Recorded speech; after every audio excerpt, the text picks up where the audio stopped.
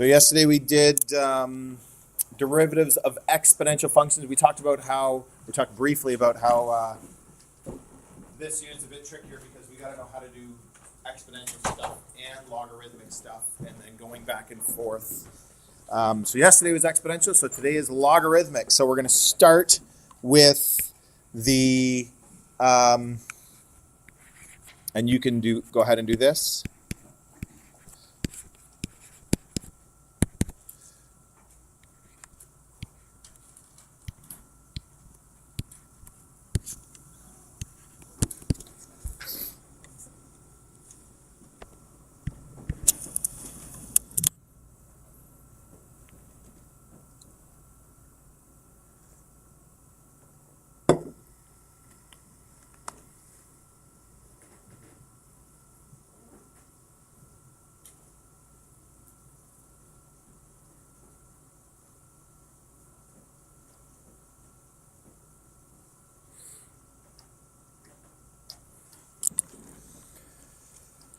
If anybody forgets this one on the test, we're going to have a major problem. Please don't get that wrong. All right, and then this one we know as well. Pretty straightforward.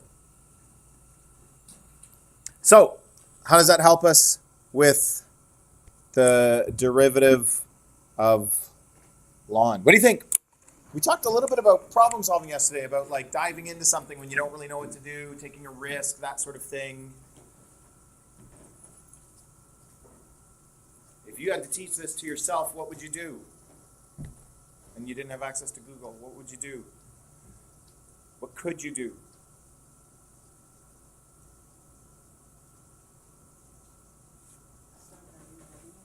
How would you rewrite it? Okay. Yep, love it. Let's do that. Reminding ourselves that ln is log base e. Very good. What else can we do?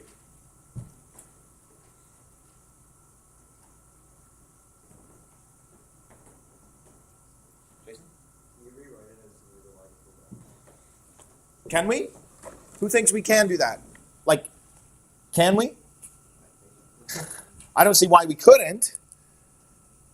That's what it means. Do you mean can we, or do you mean should we? Okay, because we can. Should we? I don't know.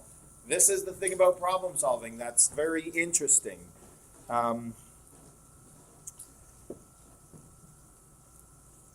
Will this take us down the right road?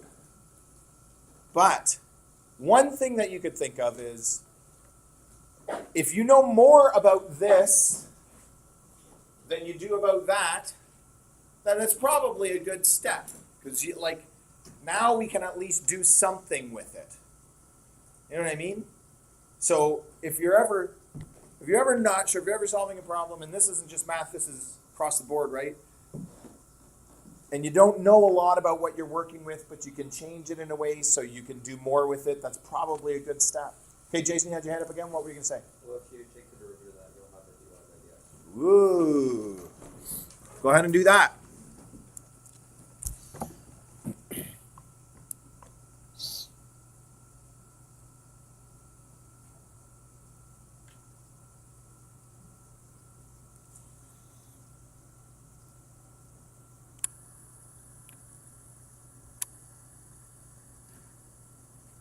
How do I take who can help me out here, and how do I do this? Okay. Nice. So that part doesn't change, and then times the derivative of the exponent, which is exactly dy by dx. Very good. And what's the derivative of x? 1. Isolate.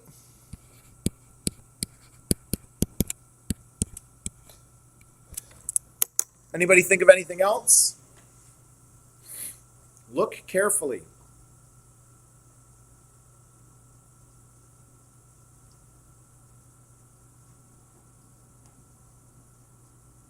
Look at every one of those steps. Go back and look at every one of those steps. Emma?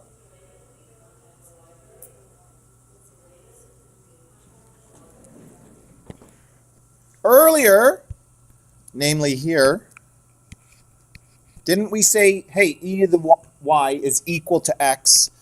So could we do this? Should we do this? I think we should. What does that mean? It means we did a bunch of fair algebraic steps, and we started with this, y equals the ln of x, and we ended with this. Then dy by dx, which is y prime, same thing, is 1 over x. Whoa. So that means, there you go, I did it again. Ln x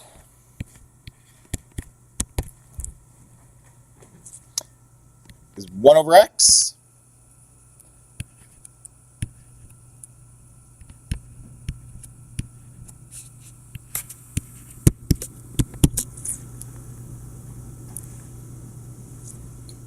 Will be 1 over u times u prime, which is u prime over u. Sometimes you can cheat and keep things nice and clean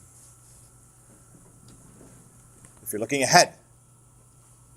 Another really nice one. That's pretty simple. Kind of surprising maybe that the derivative of the ln of x is 1 over x, like it's that simple. But when the derivative of e to the x is itself, maybe it makes sense that it would be simple. At any rate, but I like this little process. 5 little steps. We didn't even really need that one, so 4 steps, 1, 2, 3, 4. And in fact, this idea right here of e to the y equals x and then replacing it, that's a pretty big deal in future proofs if you're continue to going into mathematics. We start to see that more and more. And there are some kinds of particular implicit differentiation which we didn't really do, and it may or may not come up in the next little bit. We might have a day that we can look at it where we do something similar to that.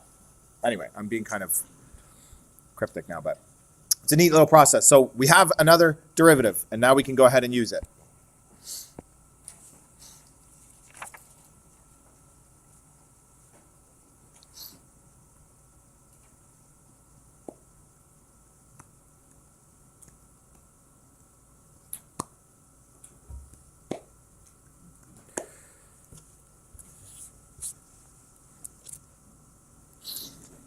I think you can probably go ahead and try this one.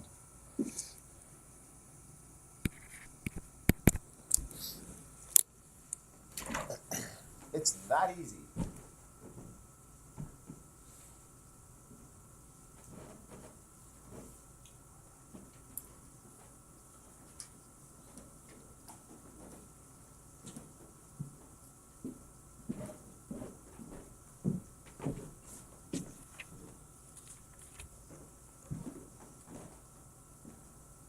Whoa, look at all this good stuff.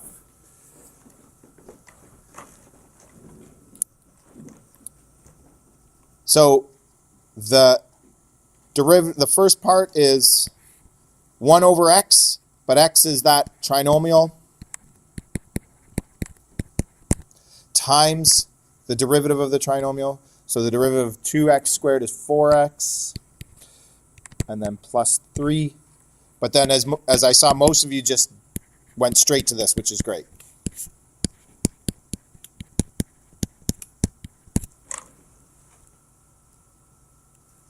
Again, try not to get caught up in like it has to be rewritten twice, or it has to be done in 2 steps, or if you left it like this, you'd get full marks. If you were going to do something with it, it's probably easier to write it like that. I mean, again, we're not getting caught up or too worried about that sort of thing, but how we show it or how we write our final step, as long as it's clear and one like that, pretty straightforward.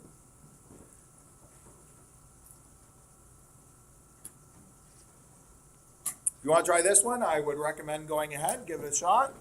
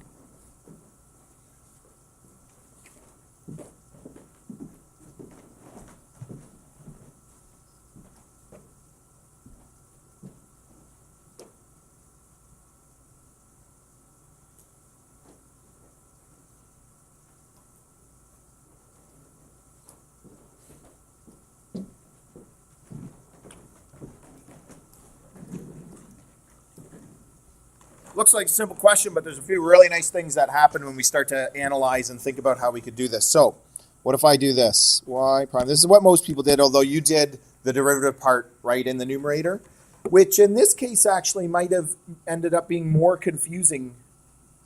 I don't know. So again, this is a good moment of reflection, like, what's the best way to approach a question like this? How would I like to do it in the future? Because there's lots of ways that you could do it. So I'm going to do it this way.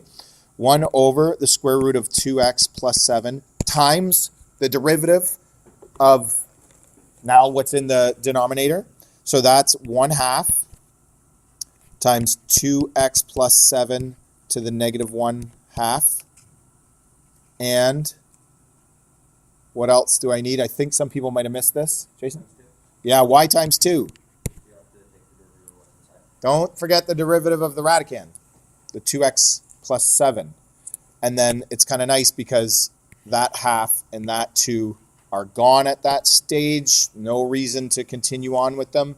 And I'm left with this 1 over square root of 2x plus 7 times, what's this? 1 over the square root of 2x plus 7. And what can I do with that?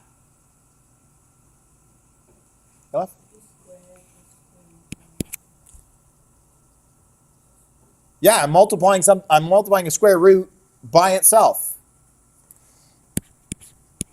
So I get this. Interesting. Or could I have done this? And this is where there's a bit of an art to this. And if you step back and you think about everything we did last semester with logarithms, we start to see that there's multiple ways of solving these kinds of questions, and that's just the way that it is. So there's no set of rules or set of steps that you can necessarily go through that's going to work for every kind of question. Everyone's going to be a little bit different.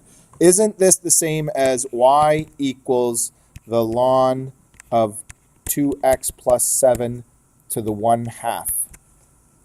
When I write it like that, does anything jump out at you?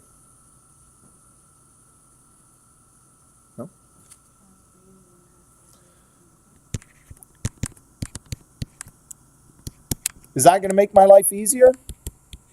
Now I don't have a square root that I have to deal with taking the derivative of? Maybe. If it was 2x plus 7 to the 7 or something like that, maybe just take that 7 out front and then forget about it. I don't know. Y prime equals 1/2 times 1 over 2x plus 7 times the derivative of what's inside times 2. And I get the same answer. Which way do you like better? It's up to you. They're both pretty good. You know, you don't have to show both of these steps, so they're both kind of 3 lines of work. I don't know. But in some cases, one might be better than the other. Again, that's part of getting into this stuff and working with it until you get a sense of it and feel comfortable with it. Okay, let's keep going. Oh, what's this question asking? Something different. Determine the locations where the slope of the tangent line would be horizontal for this curve. Okay, what does that mean? Lots of levels to a question like this. We've seen it lots of times with other kinds of functions, but we got to know what it's asking us. And then we got to know all the skills and all the techniques and processes involved with actually carrying it out. Yeah, where the slope of the tangent line would be horizontal means y prime equals 0. That's what that means. I think everybody knows that, but just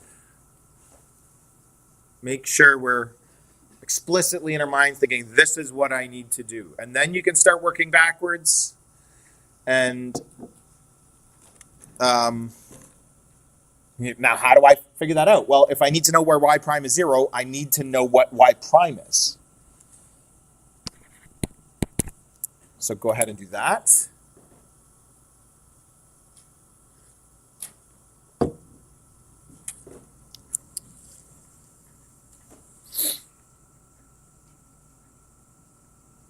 What do you notice about this one as well as I start to dive into this?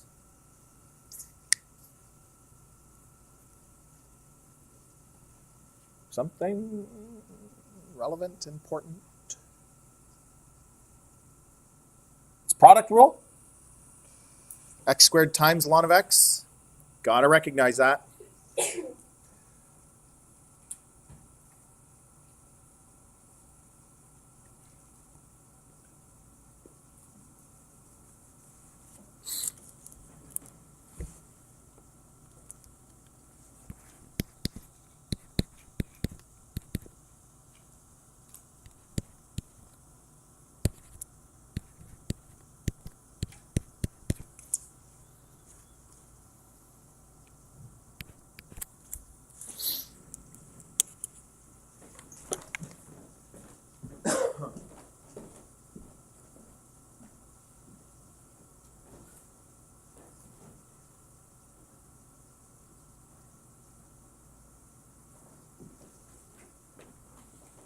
Very good. This is my first step. 2x times ln of x plus x squared times 1 over x. X squared times 1 over x, in other words, is x squared over x. And what's that? It's just x, right? So that's kind of nice. 2x ln x plus x. So now we're going to say we're going to set y prime equal to 0.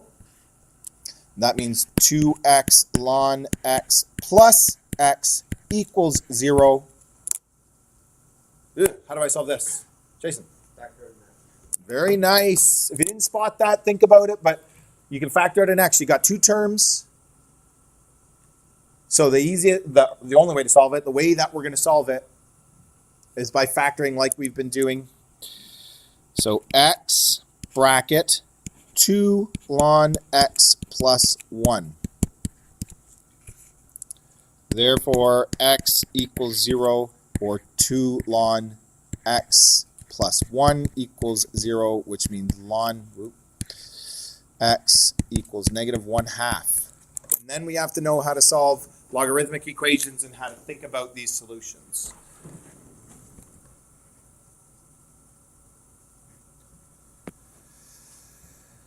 What do you think about those, Jason? Isn't the second one equal to 1 over root e equals x? Say that again. 1 over root e equals x. Wouldn't that be the same as the second one? 1 over root e. Did you do a few steps in there? Yeah, I think that's how it's going to work out. Nice. But so we can solve that by rewriting, in other words. And that's how we want to do it because the x is in the argument of the logarithm, the ln. So pull it out. What about the other one? We'll do that in a moment. So this, again, is important if you think back to MHF.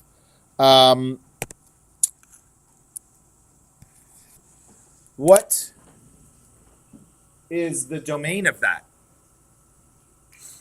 In other words, what x values can I plug into it that will give me solutions?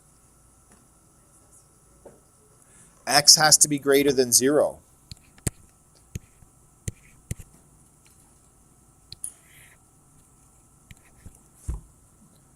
Because if I put 0 or a negative in the argument of a ln, it's going to give me an error.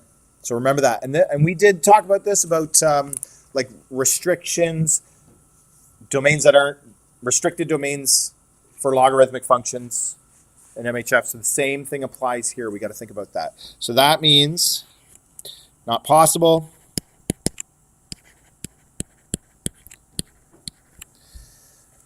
Like this line here will equal 0 if x is 0 because of this x, but for the overall thing, it's not going to work. Okay, so now we can finish up with this last one, which is the base stays the same, so e to the -1/2 equals x, and x equals 1 over the square root of e. Very nice. Okay. Everybody okay? You like this? Don't like this?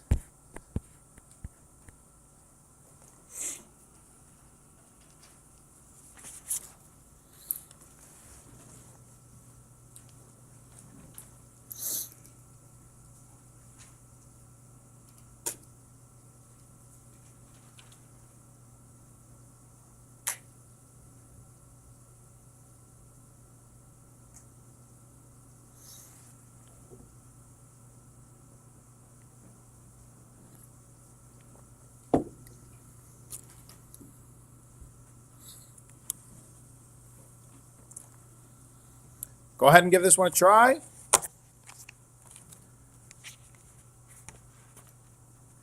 Nothing all that tricky about it.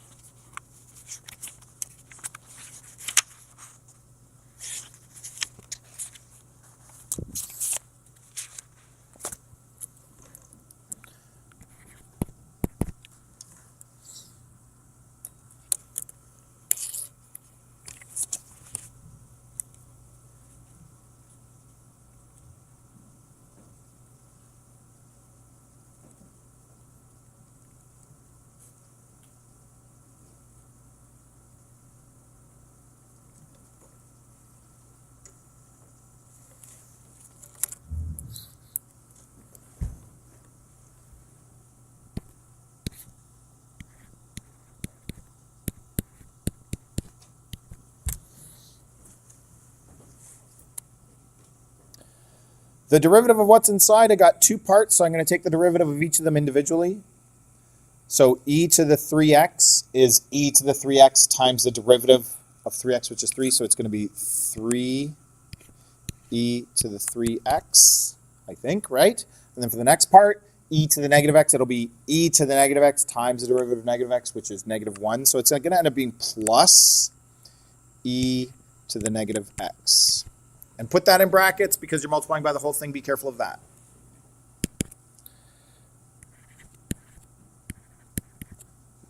This would be a kind of question that would be a one, like first line only, and we'd be done here. But there is a way that we could clean it up if we had to. And again, if you were going further in mathematics, this is the kind of skill that you'd be using more and more and more. What could we do?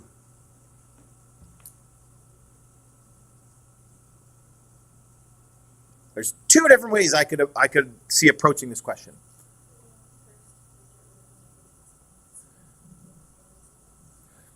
I do want to get rid of the negative exponents. And so using the idea of what a negative exponent is by taking that and putting it in the denominator is one way of solving that. But then I'm going to give fractions and fractions. And that could be a little bit messy, excuse me. It would work. What would we do? We'd end up doing like a common denominator or something like that, and it would work. But there is, I think, a simpler way. What else?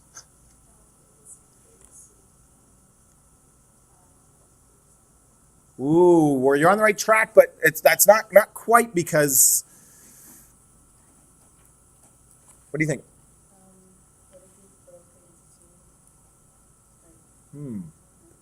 Yeah, that would be another thing.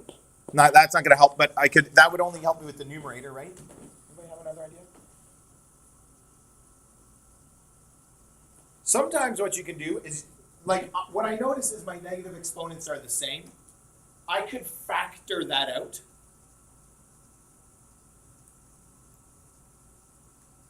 Now, how would that impact this? Would be a little bit tricky. So one way of thinking about it is factoring it out. Another way of thinking about it is I could do this. I could multiply, whoops, blue please. I could multiply by e to the x over e to the x. Okay, I'm going to multiply through by that. So I got to distribute it on top. 3e to the 3x times e to the x. Powers with the same base, you add the exponent. So that's 3e to the 4x. E to the negative x times e to the x is what?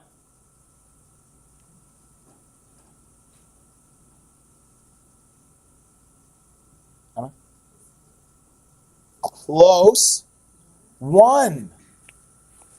So it's like you're adding the exponents. Negative x plus x is 0, so it's e to the 0, which is 1.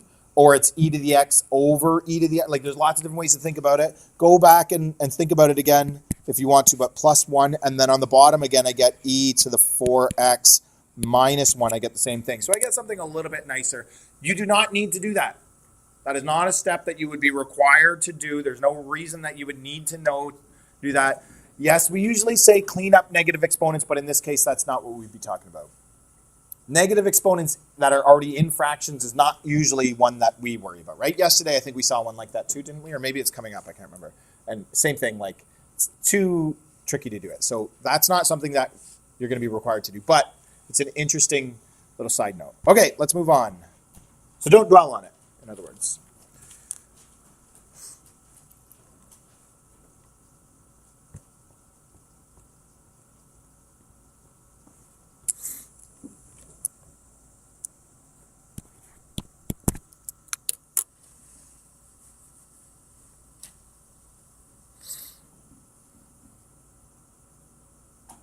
Go ahead, try this one.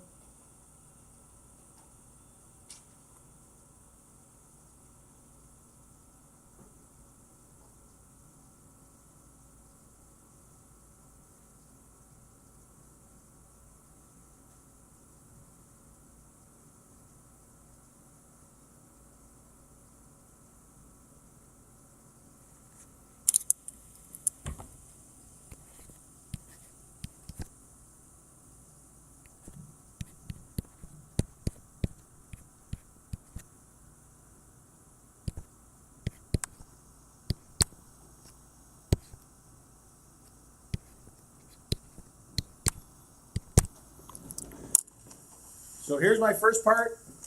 I took it's a product rule. I hope you noticed that. So the derivative of the first thing, which is e to the square root of x times the derivative of the exponent, which again, we talked about this yesterday. I hope we're really getting used to taking the derivative of square root of x or square root of something similar to x, like something simple.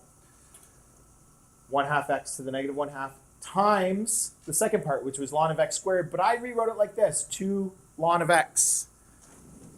And you probably see why I did that. Plus e to the root x times the derivative of the ln of x squared. And again, there's different ways that you might do this.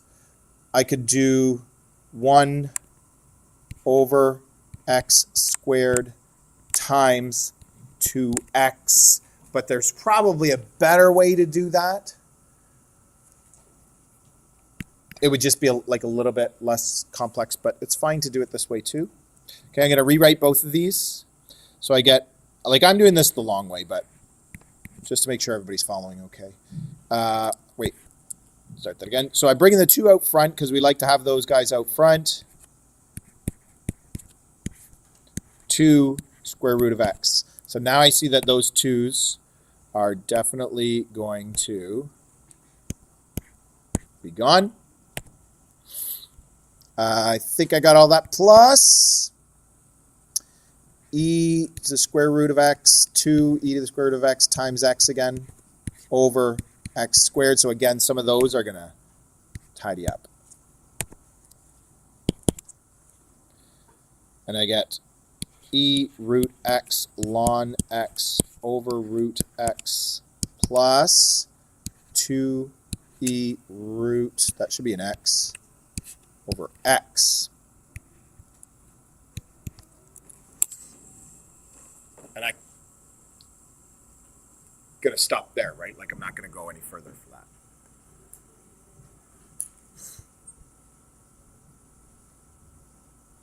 Questions?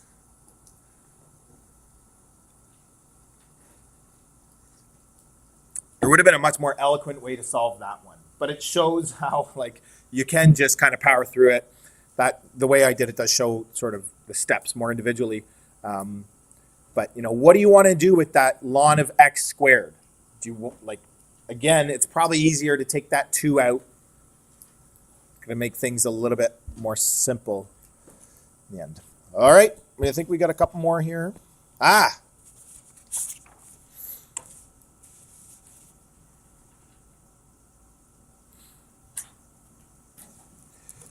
So I'm going to give you this one.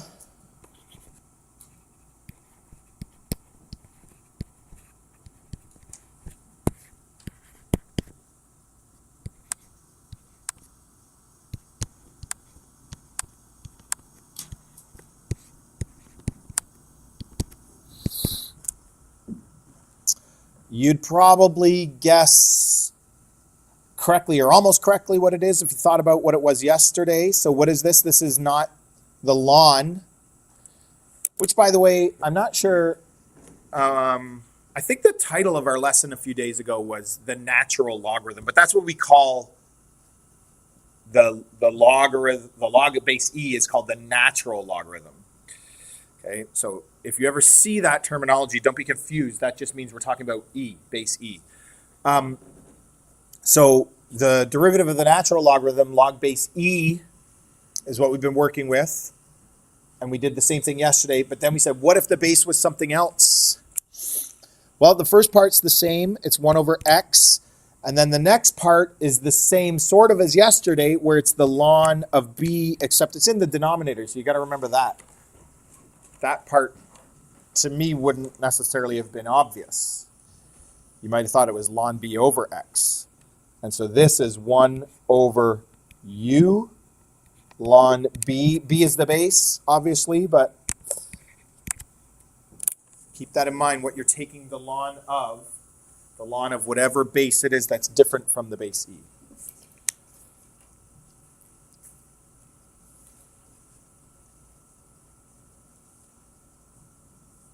All right, and let's try a couple of these. First one's pretty straightforward.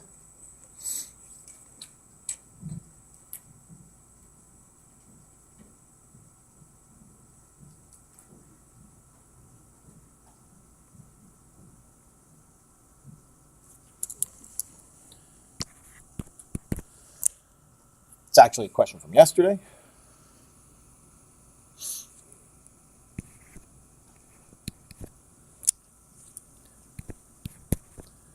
So because it's not base e, I still do the same thing where I write out the exponential part, 3 to the 2x, and it doesn't change. But then I take times the ln of the base times the derivative of the exponent. And I could rewrite that with the 2 out front, but in this case, it doesn't really help. It doesn't really clean things up because there's, it's simple as it is.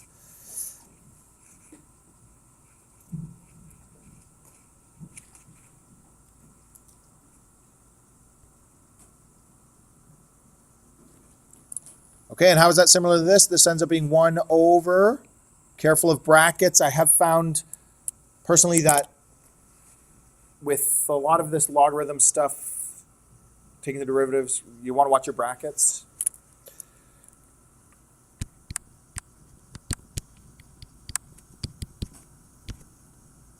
Times the ln of 2 times the derivative of what's inside, so again, bracket.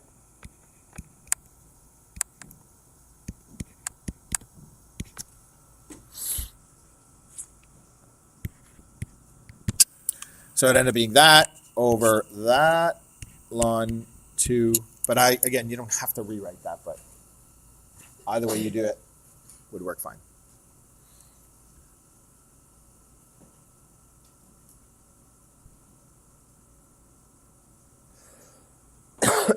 Okay, continuing on. I think we got a few more here to go. Oh, I'm missing something. Oh, uh-oh. Ah, there we go. Wasn't loaded.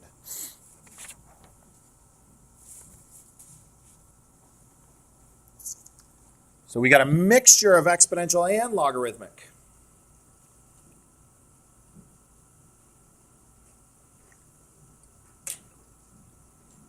Go ahead and give it a try.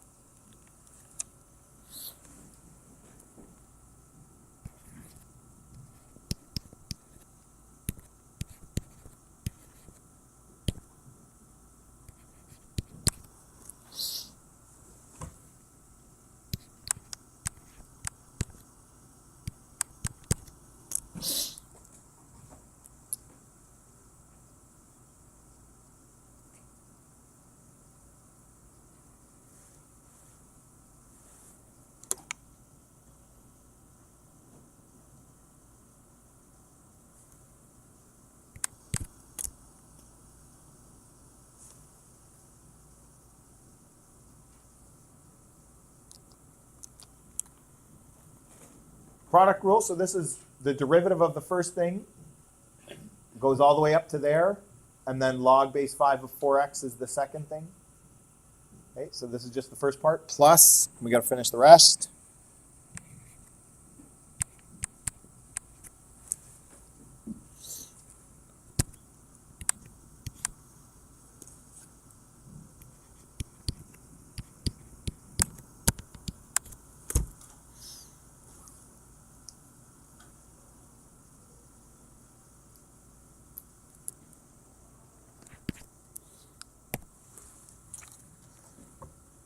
Okay, and I've got this so far. I noticed the 4 and the 4.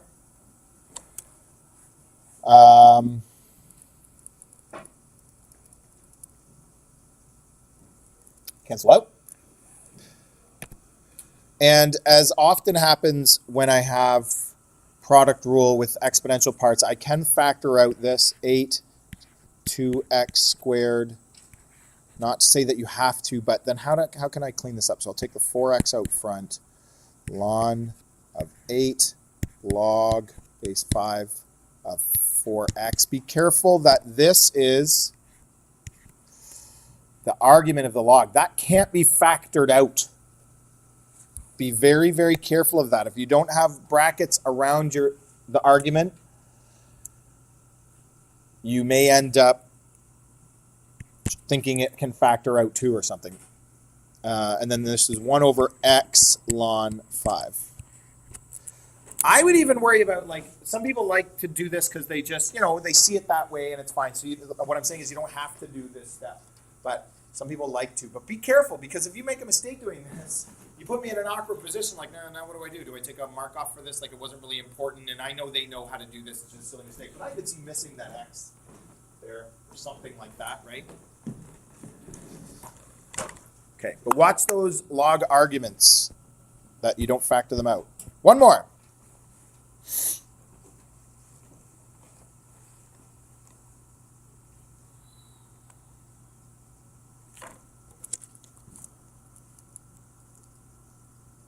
If I start looking ahead, what's going to happen at this one? It's going to be, so what is this? This is log base 10, right? So it's not ln. So it's going to be 1 over that whole thing, which is going to be a bit of a pain, but because it's already a fraction, times the ln of 10, times the derivative of what's inside, which is going to be the quotient rule. You think of another way we could approach this question.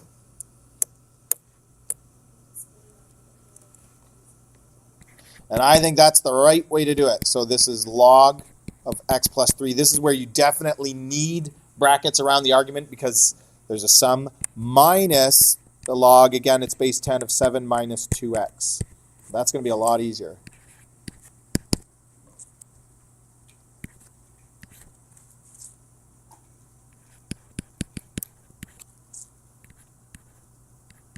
Derivative of what's inside there is just 1, so that one's done.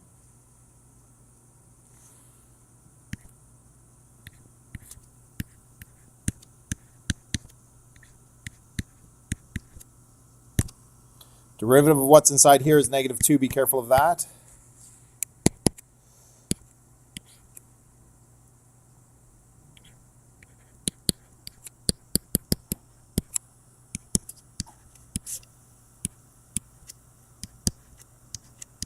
Oops.